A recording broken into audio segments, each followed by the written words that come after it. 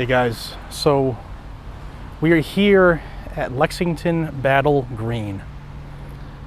This is where it all began. This is where the American Revolution officially started.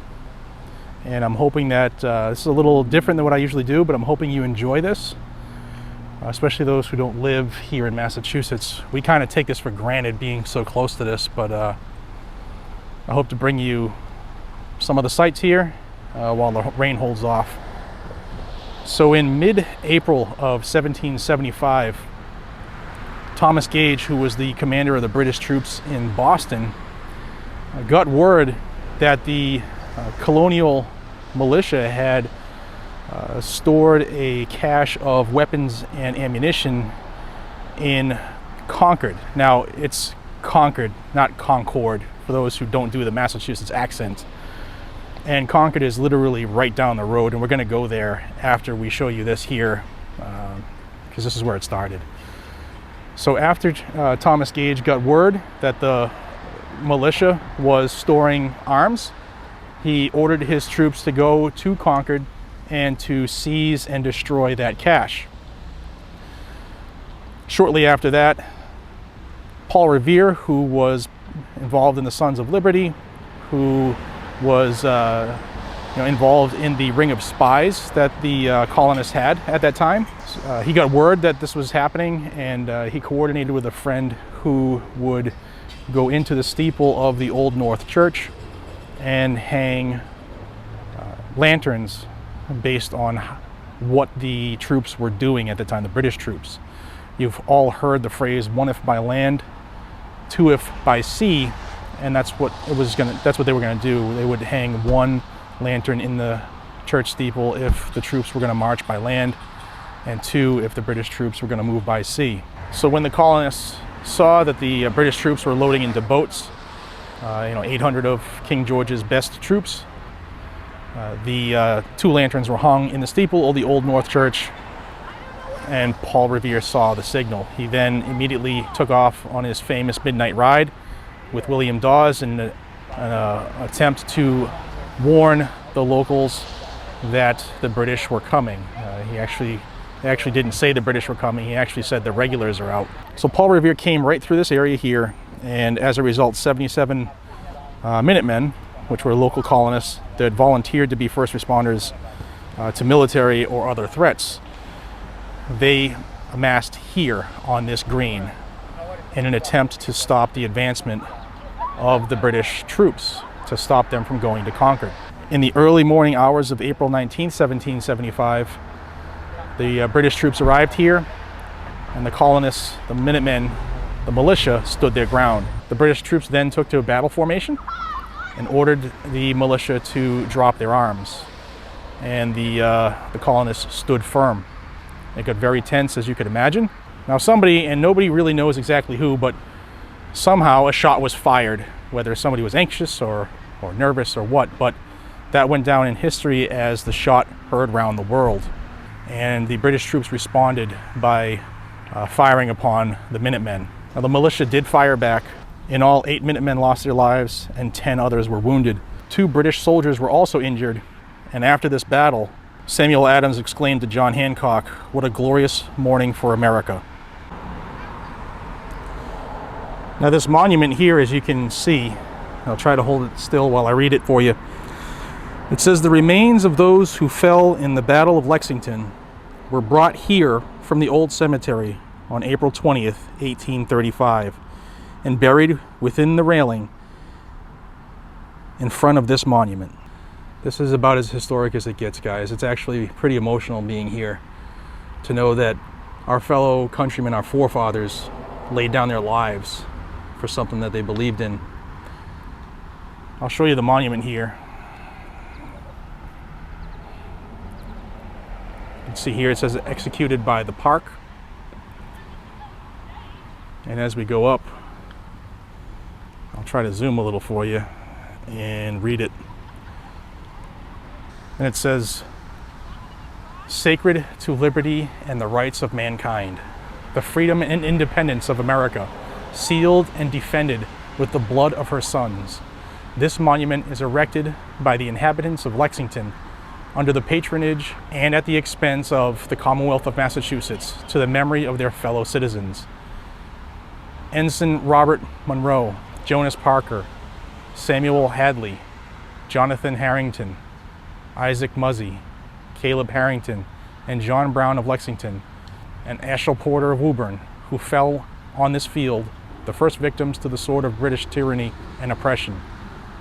On the morning of the ever-memorable 19th of April, 1775, the die was cast, the blood of these martyrs in the cause of God and their country was the cement of the union of these states, then colonies, and gave the spring to the spirit, firmness, and resolution of their fellow citizens. They rose as one man to revenge their brethren's blood, and at the point of the sword to assert and defend their native rights. They nobly dared to be free. The contest was long, bloody, and affecting. Righteous heaven approved the solemn appeal. Victory crowned their arms, and the peace, liberty, and independence of the United States of America was their glorious reward. And this was built in the year 1799. So I'm going to walk around it now and try to give you an opportunity to take it all in.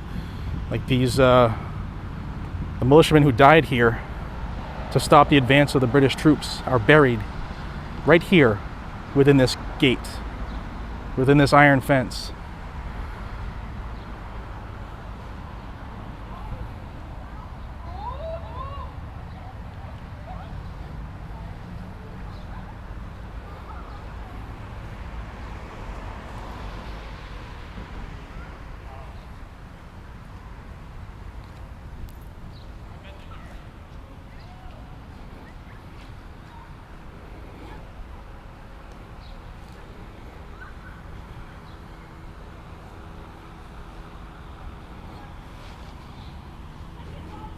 I just wanted you all to have a chance to take this in. This is the entire battlefield.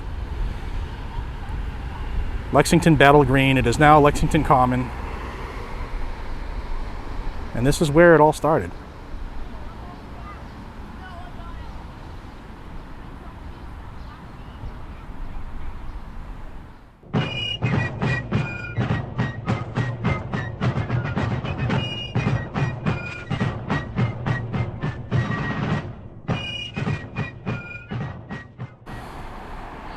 So here we have another monument here at the Lexington Battle Green, and this boulder, as you can see, has a musket and a powder horn on it, and it says "Line of the Minutemen, April 19th, 1775.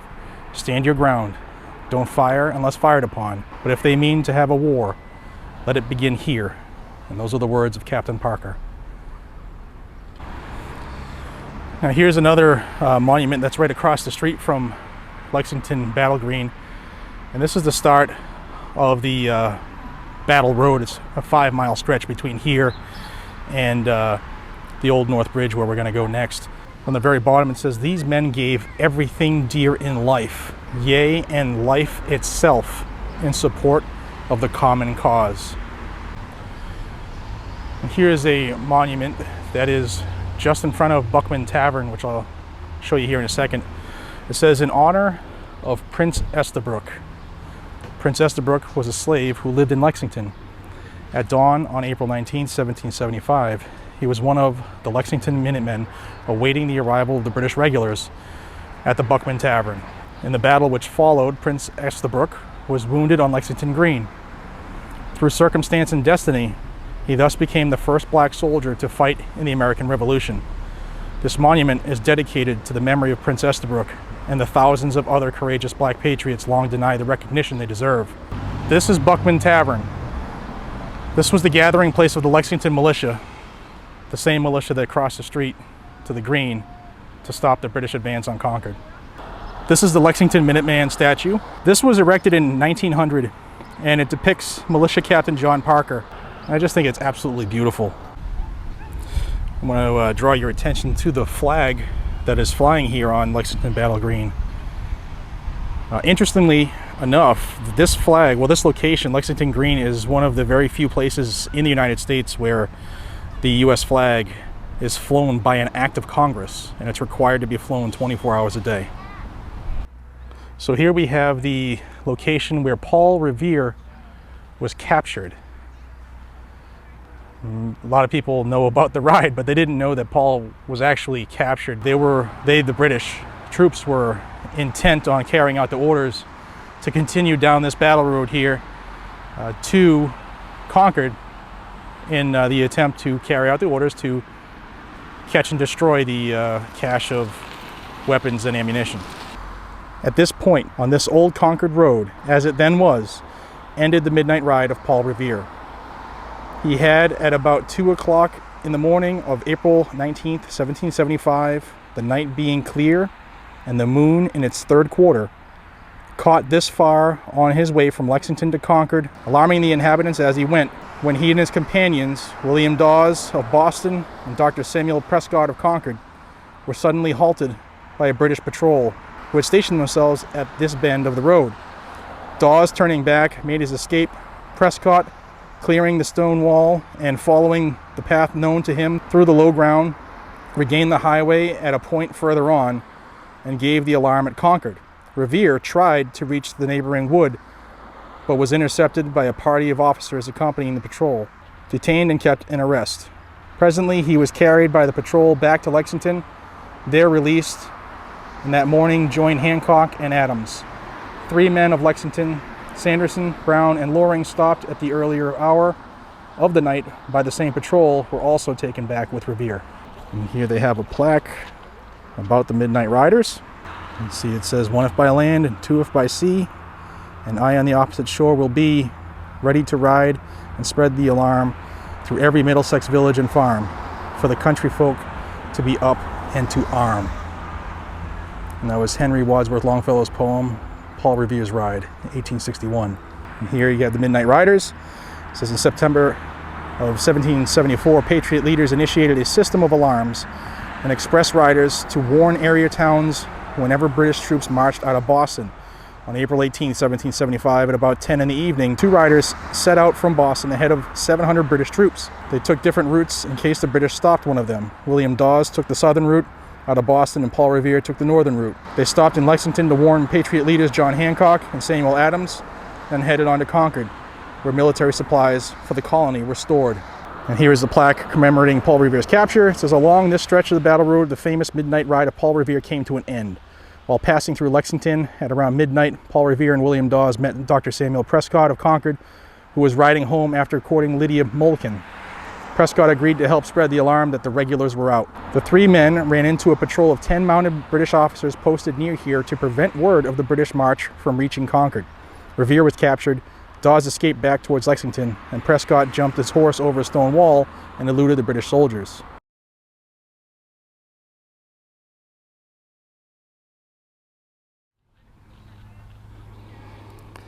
So what you guys are looking at right now is the Old North Bridge. This is where the Battle of Concord took place. That's the bridge that the militia needed to get over to cross that bridge in order to help fortify Concord. And this is where the British troops were waiting. This is where the British troops told them to stop. And this is where the battle took place.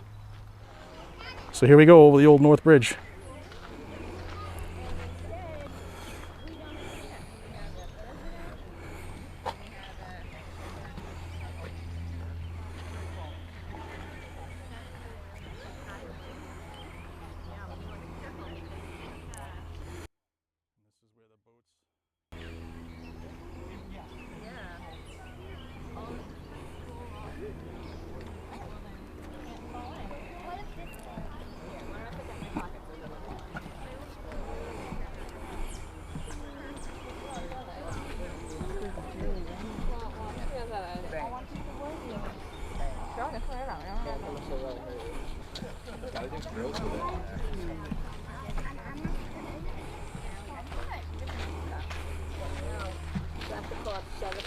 I can't access it.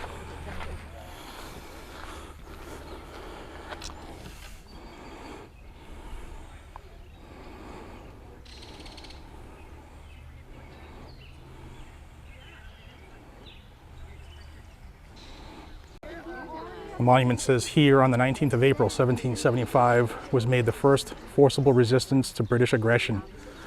On the opposite bank stood the American militia. Here stood the invading army, and on this spot, the first of the enemy fell in the War of the Revolution, which gave independence to these United States. In gratitude to God and in the love of freedom, this monument was created, 1886. Here's the grave of British soldiers. It says they came 3,000 miles and died to keep the past upon its throne. Unheard, beyond the ocean tide, their English mother made her moan. April 19th, 1775. So this is the spot where it all happened. Battle of Concord. This is the side that the British were on.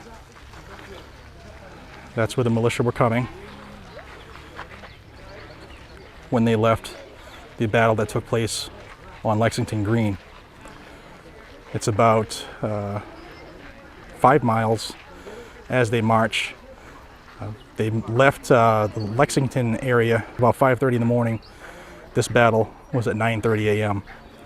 This is where the British troops encountered 400 American militia.